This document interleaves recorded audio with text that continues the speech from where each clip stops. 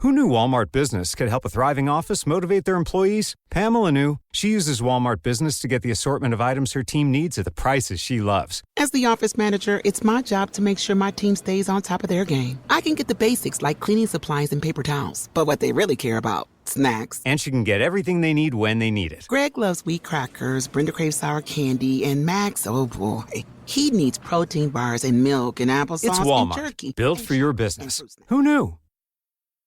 You've got social dialed in. Search is doing its thing. So why do your marketing results look the same as 6 months ago? That's because you're fishing in the same pond as everyone else. Podcast listeners are a different audience entirely. More engaged, harder to reach through traditional channels, and ready to act when someone they trust makes a recommendation. We're Acast, and we put them right in front of you. Browse thousands of the world's leading podcasts, book host reads or run your own ads, and track every conversion in real time. Same skills you already have, brand new results. Acast. Acast.com/advertise. We love that we get to record the Sewing Club podcast on Turrbal and Yagara country. We pay our respects to their elders past and present. Hello and welcome to the Sewing Club podcast. It's like a book club but for sewing. I'm Kylie from Kylie and the Machine. And I'm Gemma from Sewing Gem. Welcome. Today's episode is about the Clo Bias Skirt from Soften Studio. Yeah, we're really excited to get into this one because it's such a good wardrobe staple. Yes, I've really enjoyed this one. But what have you been up to, Gemma? What have I been up to? Well, we're getting ready for our Valentine's sale at the time of recording this, so we've got that to look forward to. Lots of restocking of items, after the break, and just, getting back into our flow, really, at Sewing Gem. Yes, I feel that it was a bit of a slow start of 2024, hard to get off the ground, and we're preparing for a bunch of new releases. I've been doing a lot of sewing for work, sewing labels into multiple garments, and it's been great. I think it's always a key moment when you wave the kids back off to school, and then you can really throw yourself back into Yes, definitely. I'm enjoying being back into the normal rhythm of things, and we can get our head back in the game and we can think clearly. We all love a bit of routine, let's be honest. Yes, definitely. I crave it. Yes. So we did get some feedback, and we do have a feedback form which you can access via our link tree in our Instagram, and this feedback is from Laura in Washington, and she has a very good point. She had a tougher time with the jumpsuit than indicated by our difficulty rating, because we used cotton and cotton linen, and we rated the pattern based on our experiences sewing with that fabric. And we should mention that if you do choose a different fabric to what we've chosen, like a viscose or a silk or a rayon, that's something very shifty, that's going to increase the difficulty. So that's something to keep in mind. It's a really excellent point. I think we were rating it based on what we'd used, but the difficulty can change hugely based on the fabric that you pick. And, those sort of like slinky versions of the Zadie jumpsuit look amazing, but it's definitely going to be much harder to sew together. And I think that's an important point to make for all patterns, and something that we will be talking about when we do our ratings. So I think going forward, we plan to rate the pattern based on the fabric that, the pattern designer suggests, what we've also chosen to make it from, but also we might add in there, if you did make it out of XYZ, then you might find that it's harder, or it might even be easier, I suppose. So it's a really good point. Fabric choice is everything, because it's going to change the look of the overall garment, but it's also going to change your experience with sewing. And I guess that's about, knowing your fabric and knowing your ability, and also testing yourself as well, and being kind if things are difficult. I think it's one of the hardest things, fabric choices. And when I think back to failed garments that I've had, I think often it is just picking the wrong fabric. You finish making it and you look at it and you go, I really like the design, but the fabric's not quite right. It's not falling in the way that I wanted it to, or I don't know, it's just not got enough drape. And the more you sew, the more you get better at picking the fabrics, I suppose. But yeah, I think it's something that we should definitely try and talk about a bit more on the podcast. Definitely. And and try and help our beginner sewers, I guess, make those good fabric choices. Anything like a rayon or anything twill. I personally, every time I've sewed with anything twill, I have almost pulled out my hair and regretted my decision. Putting it politely, I think. Swear words, etc. And that's why, a lot of things I make are linen because it's our climate, and also we know how it behaves. It behaves very nicely. You enjoy the process more. Yes, exactly. And I think shiny fabric is another obvious one. And you can feel when you rub the two bits of the fabric together, you get a feel of how well it's going to sit together. And I think those really shiny fabrics, or fabrics that fray a lot, that's another one. Like I've had nightmares with fabrics that just sort of fray, before your eyes. Yeah. Wait till you hear my experience with the skirt that I sew. We're looking forward to that.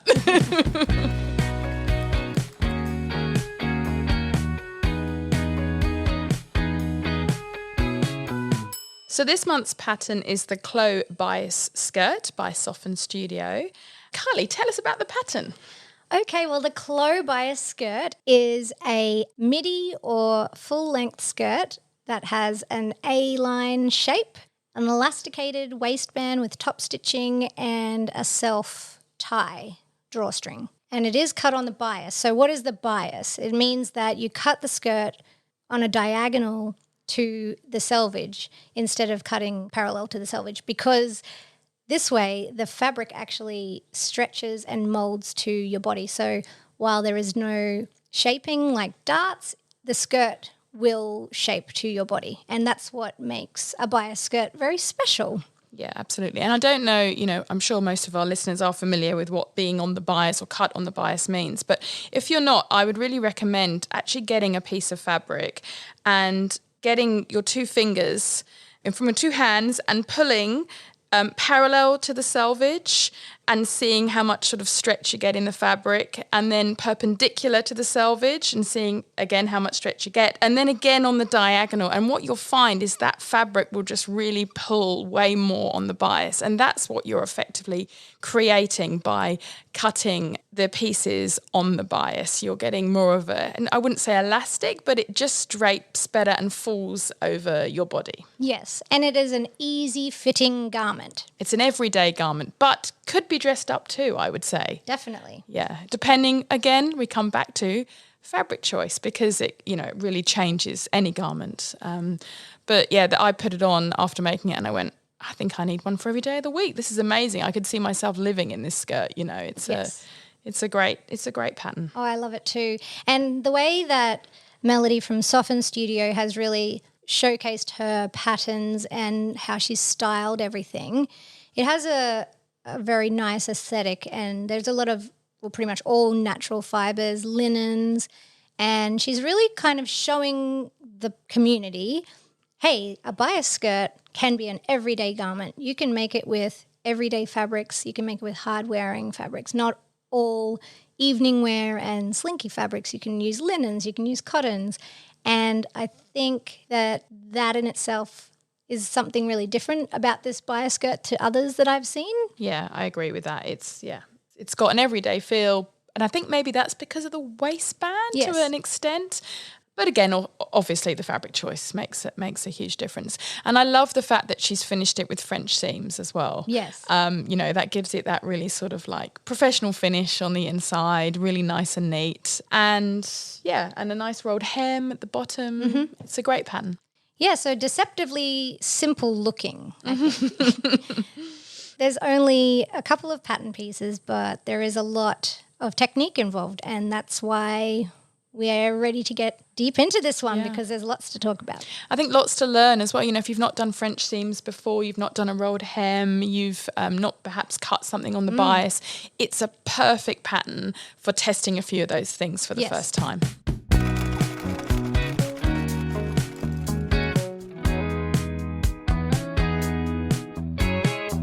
So we spoke to Melody from Soften Studio. She's based in Adelaide, Australia. She used to be from Brisbane. And she has a unique way of choosing names for her patterns.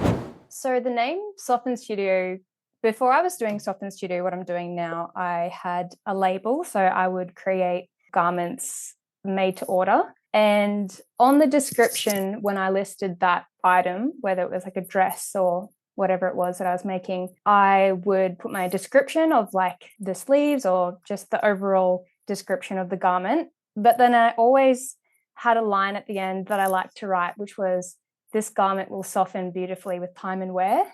Because all of the garments I was making, I used to make them out of natural fibers, like a lot of linen and things like that. So yeah, that was like the word soften was from that little line that I used to write. So at that point, I was designing things under my own name. And then when it came to starting something new, which was Soften Studio now, I liked the word soften, and I feel like it was obscure, but it also related to textiles, and it reminded me of well-made and well-loved pieces of clothing. So yeah, it kind of stuck, Soften Studio.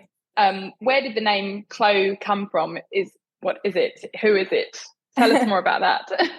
So Clo is just a name that I came up with for the bias skirt. And you may have noticed or may not have noticed that I have a bit of a thing for 3-letter names.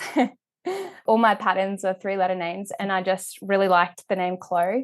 And on my notes app in my phone, I have a list, 2 lists that I always adding to. One is pattern name ideas and the other one is future children names. And I'm always just, I'm always just like really observant and keeping an ear out for names that I like. And Clo was just one of them that I really liked. Oh, I really love that story and I really love the name. And did you know that this pattern almost didn't even make it into the world? Can you imagine? This pattern had not made it into the world. We would be so sad. Or we wouldn't know, but it would be sad. But it would be very sad. I actually nearly didn't release it because I thought there are other bias patterns out there. Who knew Walmart Business could help a thriving office motivate their employees? Pamela knew. She uses Walmart Business to get the assortment of items her team needs at the prices she loves. As the office manager, it's my job to make sure my team stays on top of their game. I can get the basics like cleaning supplies and paper towels, but what they really care about, snacks. And she can get everything they need when they need it. Greg loves wheat crackers, Brenda craves sour candy, and Max, oh boy, he needs protein bars and milk and applesauce It's Walmart, and turkey. Built for your business. Who knew? You've got social dialed in. Search is doing its thing. So why do your marketing results look the same as 6 months ago? That's because you're fishing in the same pond as everyone else. Podcast listeners are a different audience entirely. More engaged, harder to reach through traditional channels, and ready to act when someone they trust makes a recommendation. We're Acast, and we put them right in front of you. Browse thousands of the world's leading podcasts, book host reads or run your own ads, and track every conversion in real time. Same skills you already have, brand new results. Acast. Acast.com/advertise. And I was talking to my husband about it, Chris, and he was just saying, yeah, but there's not your bias skirt pattern out there. And the way that I made it was the way that I like to wear it, with an elastic waist, because it was comfortable. It's a little bit wider. It's not as like slim and fitted as some other bias skirts typically are. And I imagined when I was designing it initially to be made in linen, which is more of like an everyday kind of fabric. So yeah, he kind of encouraged me to just put it out anyway, because it still had these like small points of differences that I liked. And it's amazing that it has been the best seller. So it's pretty cool. So the suggested fabrics for this pattern are midweight fabrics, linen, wool, cotton, silk and rayon. And we asked Melody which fabrics would not be a good choice for this pattern. There's a lot of different fabrics you can use, but I wouldn't recommend like really heavy fabrics like denims or things that don't have any drape to them. I would err on the side of caution if you're a beginner sewer with sewing the Cupros and the viscose and the silks. They can be a little bit more tricky to cut out. But in saying that, the pattern does work for them if you feel a bit more confident. with the cutting.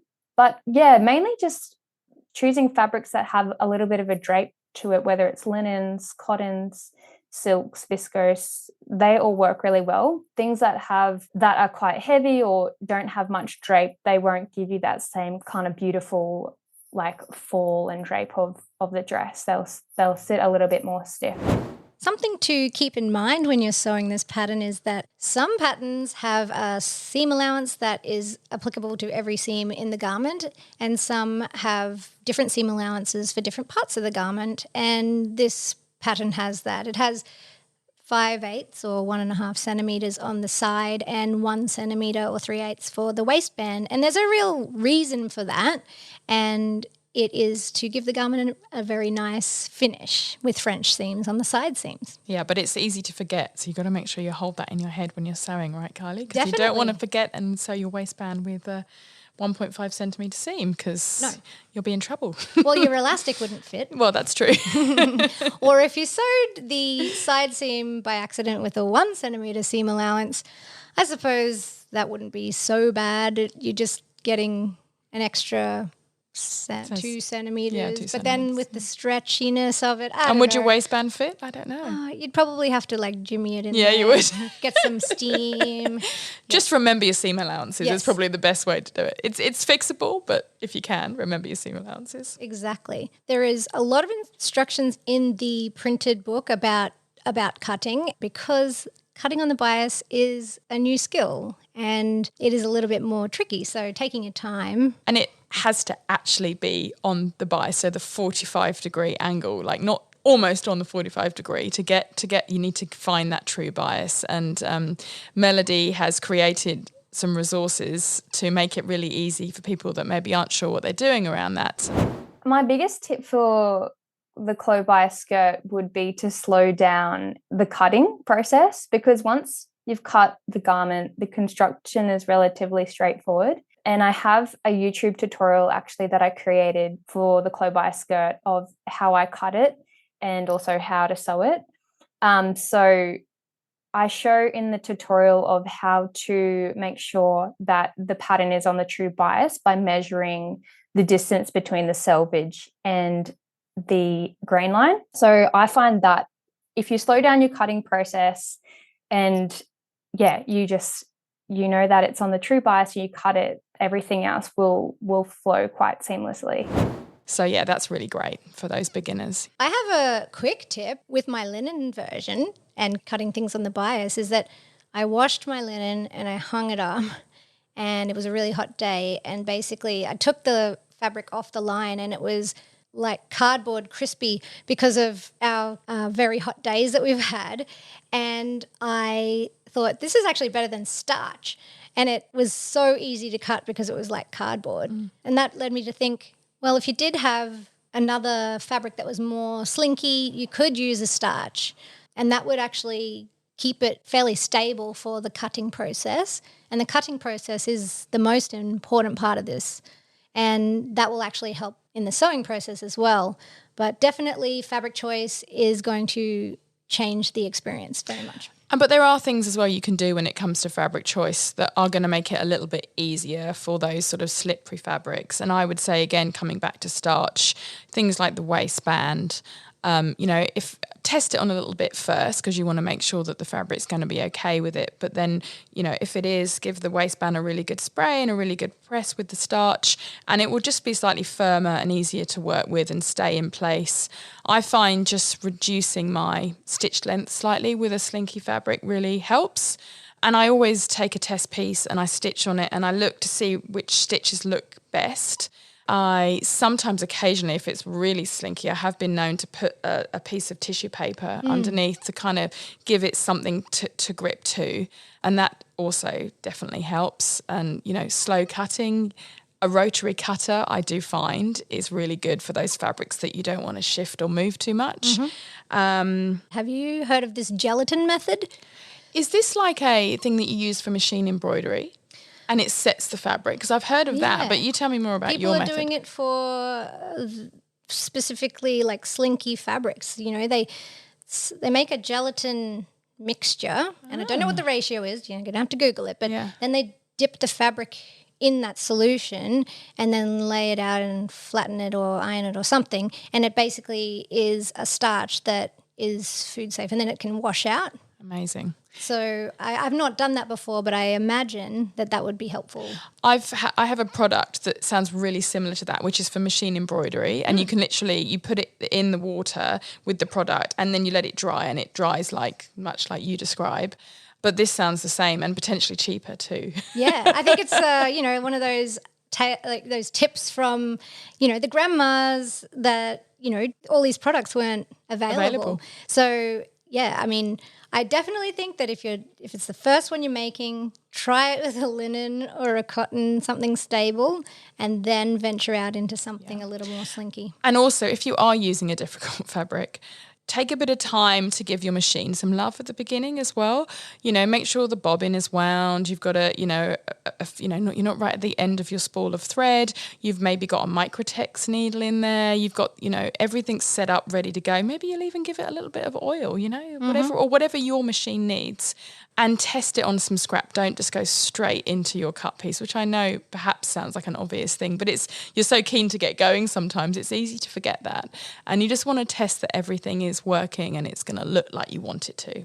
And test all the different feet that you have available, because a walking foot might be better for your chosen fabric, and for another type of fabric it might be best to just use the regular presser foot. And that's getting the scraps and testing them, sewing on the bias. And as for the scraps, I should say, when you do have a bias cut garment, you're going to get more waste than if it was cut on the straight grain. But it's not all waste, because you can actually cut those scraps into strips and make bias. And then I actually have a box that sits on my shelf, and it's just like any bits of bias that I've made that I haven't used, or if I've cut some strips and then I see that there's more and there's not enough to use for something else, I'll just cut lots of strips and make lots of bias and chuck them in this box. And then one day you might want to make a tank that's got bias facing and you don't have enough fabric for that, and then you've just got these extra bias that you can just pull out. Why haven't I ever thought of that? It's amazing. Yeah, so you end up with all these triangles. Yeah, after great cutting, idea. I love it. I'm going to have a bias box now. Yeah, well, you've got a bias tape nail. I know. I should just be whizzing them through. Yeah. I just sort of iron them in half and just chuck them in the box. Yeah, and then great idea. And then they're saved for a rainy day. And actually, because I made this out of the leopard print, I thought, well, that's going to be a really cool binding to be That'll be amazing. Hidden inside something. Yeah, that would be really good. You could even use it on like a hem or something like that as well. Or like piping. Oh, yeah. Yeah, so many things you can do with the scraps. You don't have to throw them away. No.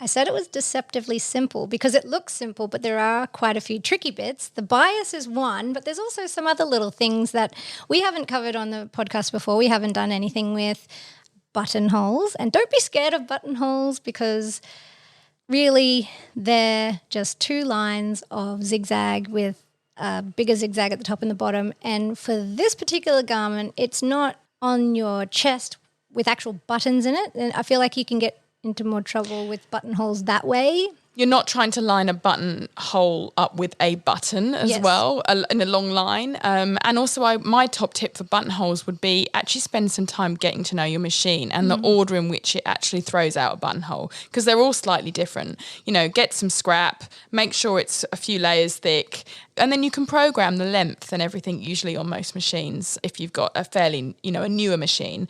But yeah, definitely spend some time doing that before you start doing the buttonhole on the main garment, because you need to know where it's going to start and where it's going to finish so you can line up two buttonholes.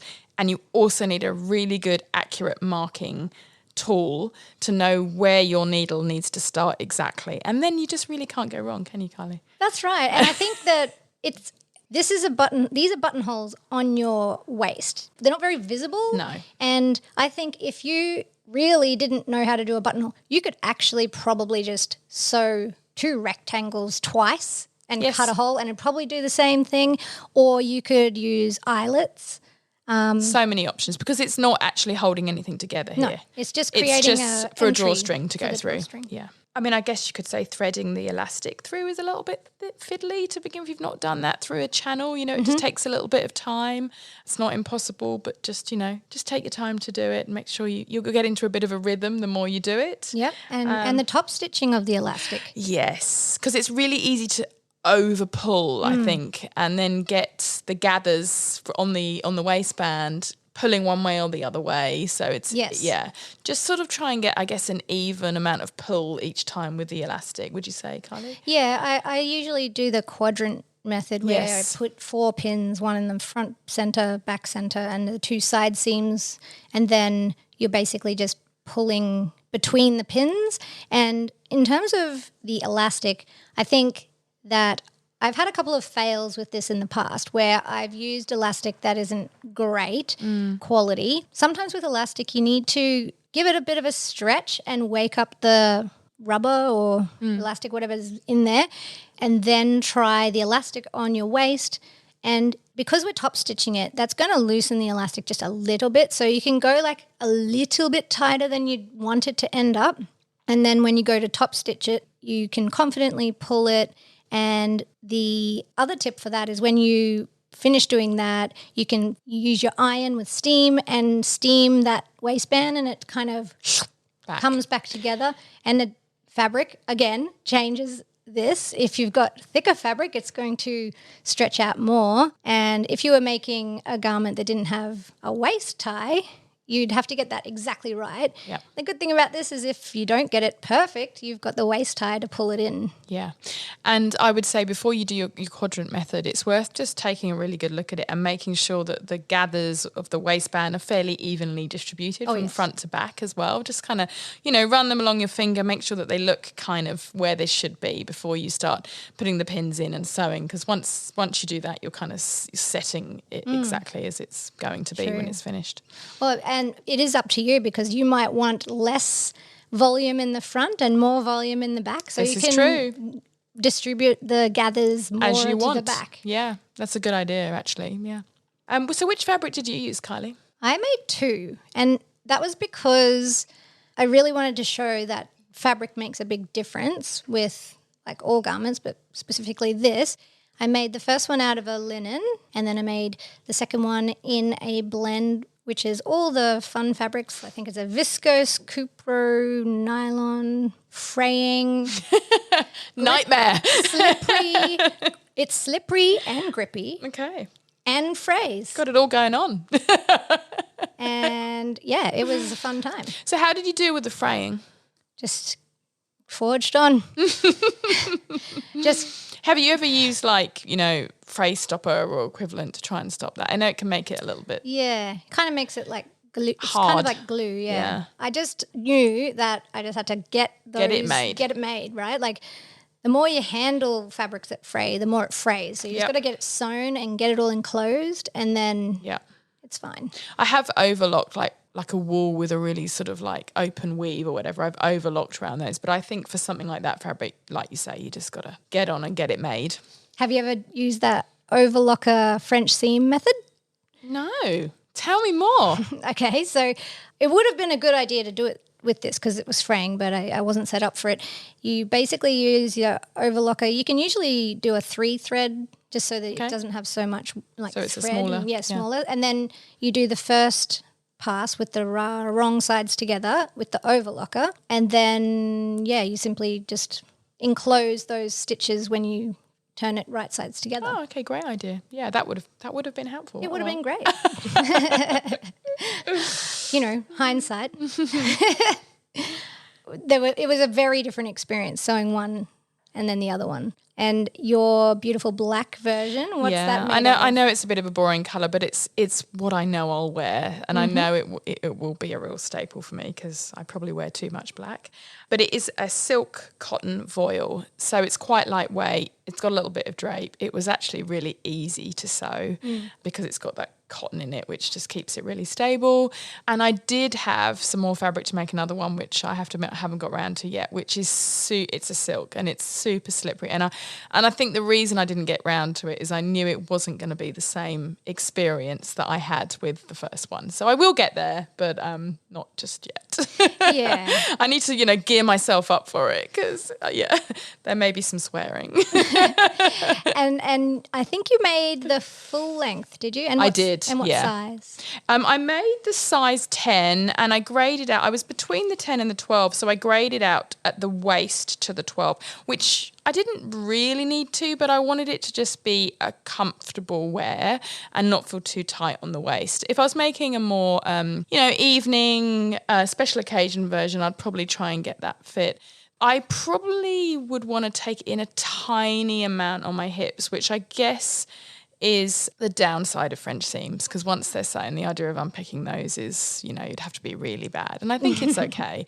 But yeah, I guess as my first one, I just would tweak that slightly. I think you might be able to just size down to a size 8 because the fabric, it gives you more width where you need and it gives you length where you need. It's the kind of thing that just looking at this skirt, you might go, it's okay, it's a skirt. But when you make this and you put it on, you go, that's nice. It feels nice. That comes back to the bias because it's got that stretch, which is right. I probably didn't need it, but I just wanted it to be comfy, So, yeah, next one I might size down slightly. What size did you make? I made the size 6. I'd previously made it last year and I picked that size and it just worked. So I'm just going to stick with that one. Makes sense. Yeah, and I made the midi length for the leopard print one, but the linen one I didn't quite have enough. So I had to shorten the skirt because, if you're in the process of cutting yours, you'll understand that, sometimes you might not have enough fabric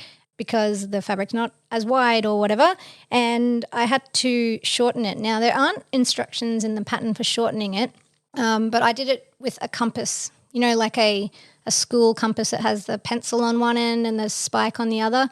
And then you just set however much you want to shorten it and drag the compass along the pattern piece and then you get the perfect curve. Perfect. Yeah. Great idea. And how did you hem yours? My leopard print one has a baby hem in which I use the method in the pattern, and that is first of all, you have to let it hang. Yes, very important.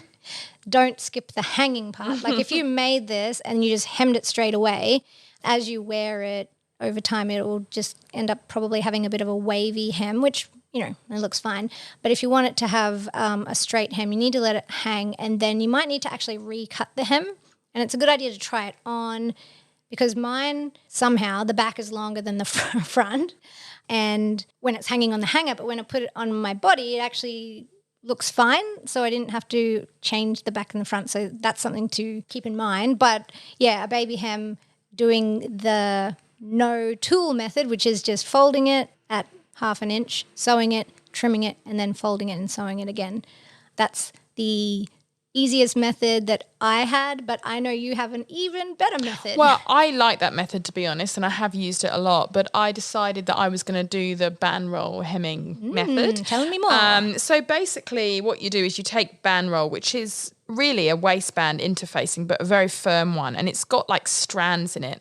And you pull out strands, maybe 3, 4, depending on how wide you want the hem to be.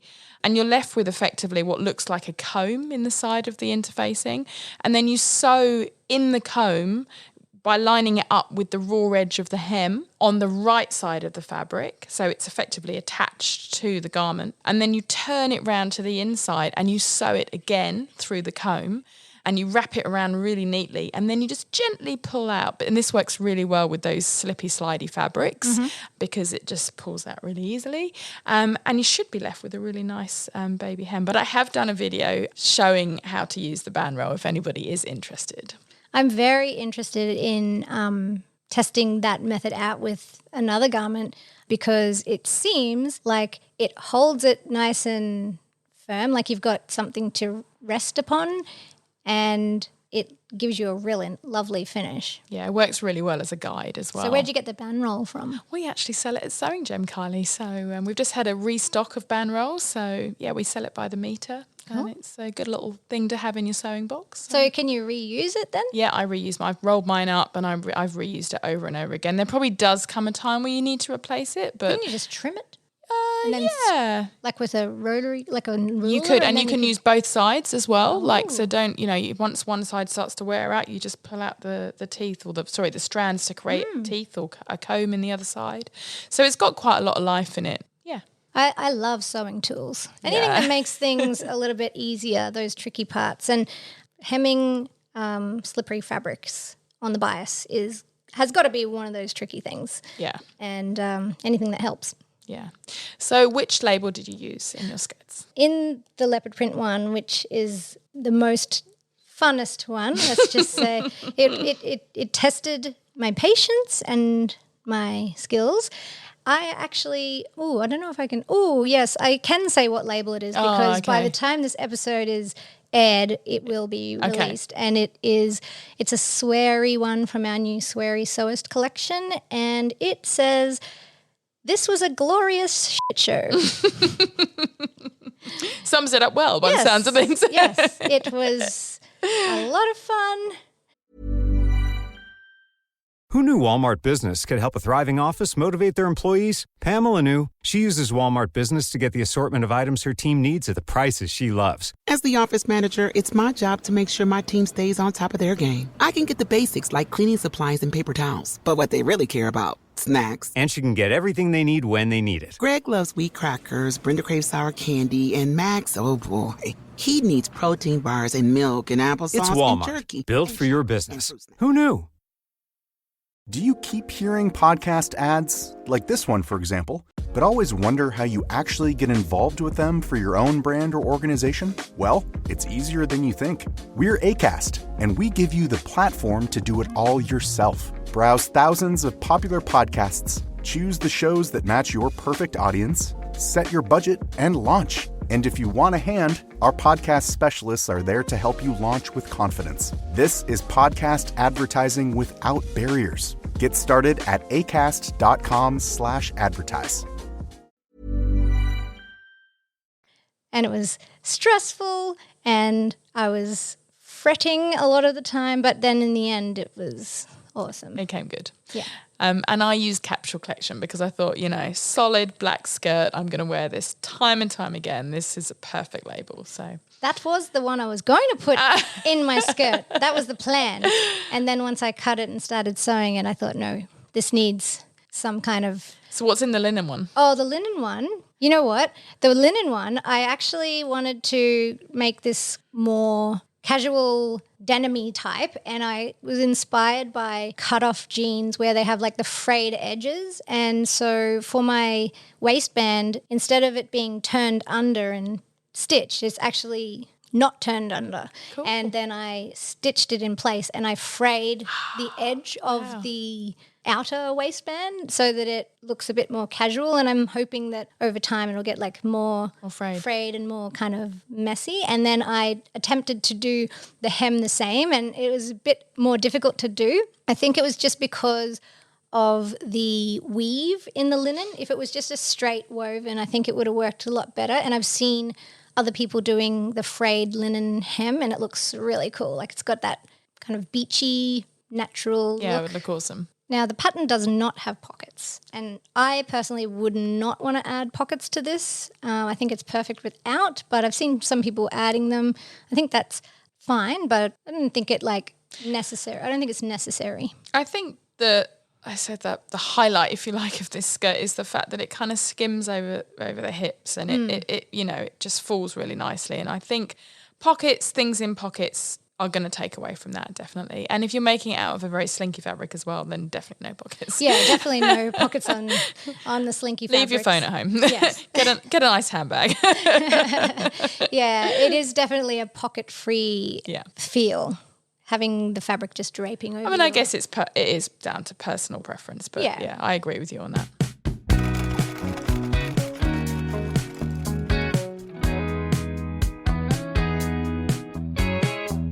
we have a lot of love for this pattern, but let's rate on size inclusivity. So I think there's a pretty good size range for this pattern. Perhaps it could go a little bit bigger, but it's pretty good. I think it's a 6 to a 24. Yep. So I think a 3 out of 5. Yep. Happy with that. And price. Well, it's really reasonably priced. Yes. It's $15 AUD. Right. So very reasonable. So out of $3 signs, we give it a $1 sign. Yeah, very reasonable. And what about the drafting, Kylie? Well, the drafting is excellent. Everything goes together well, and it is a winner for me. 5 out of 5? Yeah. Yeah. And instructions. Well, the pattern itself has a very detailed instructions in the included booklet, but then you've also got the added video resources on YouTube. So even without that, we would have given it a high score. But with that, and now the podcast, like, you got all the resources here. Yeah, everything's covered. So we're going to give that a 5. And what about the difficulty? Okay, so we want to be careful not to over or understate the difficulty of the pattern because it does have lots of technical abilities necessary. But if you're using a linen fabric, I think we could rate that like a 2 on the difficulty scale, and that is going to slide up or down depending on the fabric that you choose. What would you rate the difficulty level as with the one that was more challenging for you, Kylie? I think that I would rate that a 4 because the sewing construction is the same. Like we're rating based on, you know, the difficulty of the pattern, but it just upped the difficulty. Everything was the same construction, of course. It was just the fabric wasn't playing ball. Did you have to unpick a lot? No. No, that's good. It was a matter of sew it and get those seams enclosed because they were so frayed. Yeah. So overall, what do we give the pattern? Well, we really loved the pattern and we think that it is worth 5 Sewing Club stamps. Meaning it's a winner. It's awesome. Yeah, we love it. There's nothing that we didn't love about it. We love everything about it. And Go and it make really one. is Is something the message. we really hope that everyone that sews this enjoys it as much as we did and gets to experience the feeling of wearing the skirt and having something so simple with no darts or any shaping, just mold to your natural figure. Yeah. And be super comfy. And if you are in a country where it's absolutely freezing right now and you're looking at it going, you know, I can't wear that right now, just think of it as, you know, a summer sewing project. Definitely one you want to make though.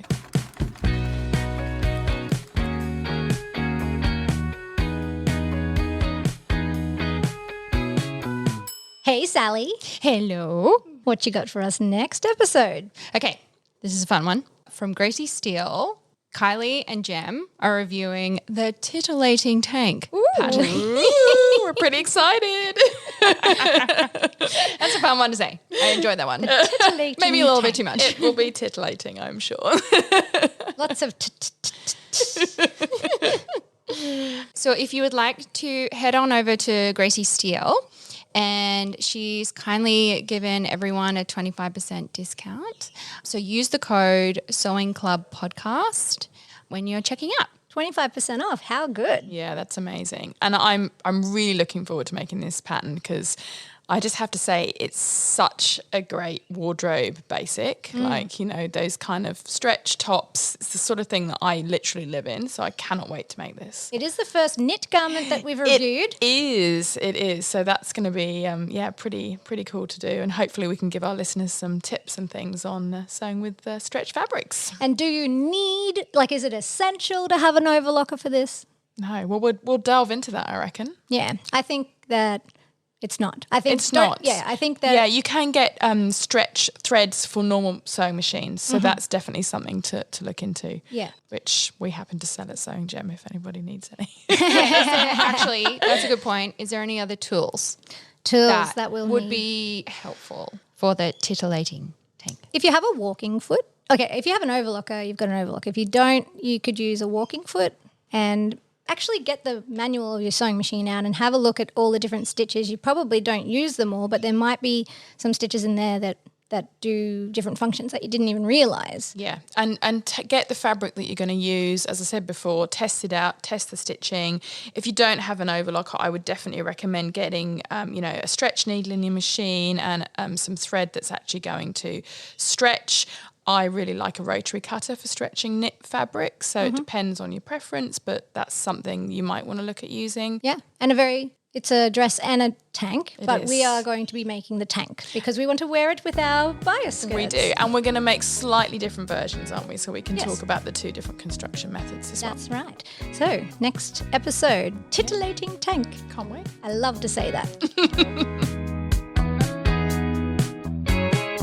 So thanks so much for listening, everyone. We would love it if you could join our Facebook group, the Sewing Club Podcast community, where we can share our makes and tips and tricks along the way. And we have an Instagram as well, which is SEWINGCLUB.podcast. We have feedback forms attached to that. You can see our garments in the wild. We post videos there, and we love hearing all the feedback, so keep it coming. We'd love it if you could subscribe, rate, review the podcast. All of that helps to get this podcast to as many people as possible. Till next time. Till next time. Hello? Are you still here? Hey, guys. Are you still listening? Well, there's a little bit more. Thanks for hanging on to the very end. Well, we thought it would be quite fun just to start with something a bit fun. So I'm going to ask you a few quick fire questions.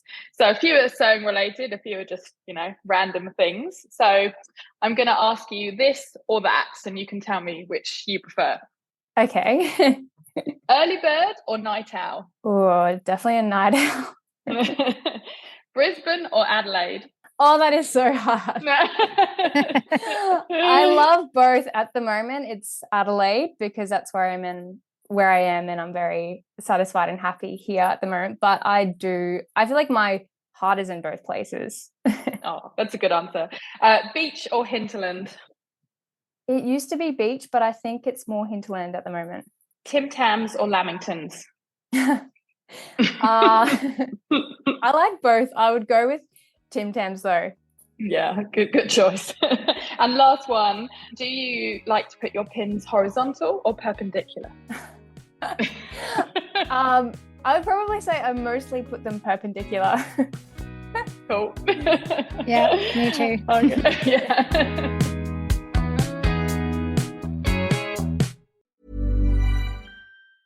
Who knew Walmart Business could help a thriving office motivate their employees? Pamela knew. She uses Walmart Business to get the assortment of items her team needs at the prices she loves. As the office manager, it's my job to make sure my team stays on top of their game. I can get the basics like cleaning supplies and paper towels, but what they really care about, snacks. And she can get everything they need when they need it. Greg loves wheat crackers, Brenda craves sour candy, and Max, oh boy, he needs protein bars and milk and applesauce It's Walmart, and jerky. built for your business. Who knew? While every other channel is fighting for your customers' attention, podcasts are where they've already given it. No one accidentally listens to a podcast for 45 minutes. They choose to be here. They trust the voice in their ears, and when that voice talks about your brand, it doesn't sound like advertising. It sounds like a recommendation from a friend. Acast gives you that trust at scale. Digital precision, host-read authenticity, and performance data that proves it worked. Don't fight for attention. Buy it with Acast. Learn more by visiting acast.com/advertise.